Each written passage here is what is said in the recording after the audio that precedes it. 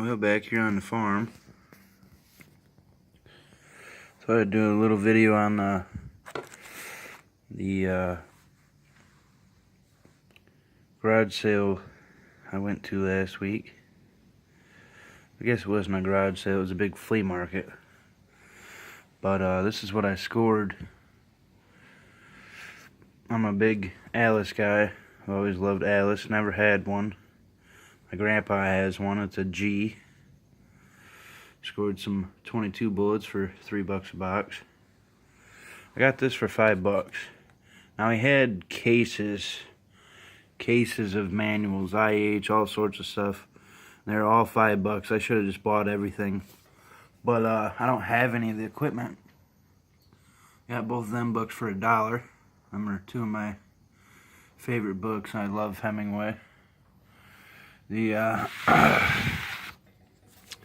This isn't nothing I got at flea market, but that's raw copper in the rock that I found in the UP.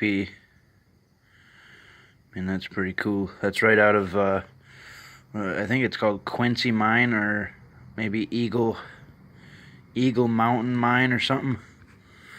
Kind of interesting. It's a solid piece of copper. This here is a piece of rock from Lake Superior. You see there's a little copper in it. There it is. This one here is also rock from Lake Superior. See how it's got that, you probably can't see it, but it's got that grain to it. This here is called float copper that floats around in the Great Lakes. This I found myself, and you don't find them much bigger than this for float copper. You know, I mean, clearly they get too heavy and they don't float, but this was definitely one of the biggest ones I've ever found. I mean, it's a good size. Let's see here. Now this is another piece of copper. This is not float copper. I found this on the ground by a mine.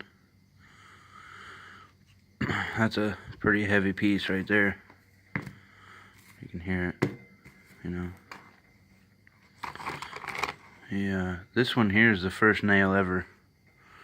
Copper nail through a piece of stone. What else we got here? This one's solid copper. A little bit of quartz on it. And you can just use ketchup and clean all this stuff up. Here's a pretty good chunk. This stone here weighs nothing. It's pretty interesting. I found it. But just a little video on some of the stuff I found. But I'm gonna do a whole video on this, just like I did with the IH cutter. And like and sub. Thank you all.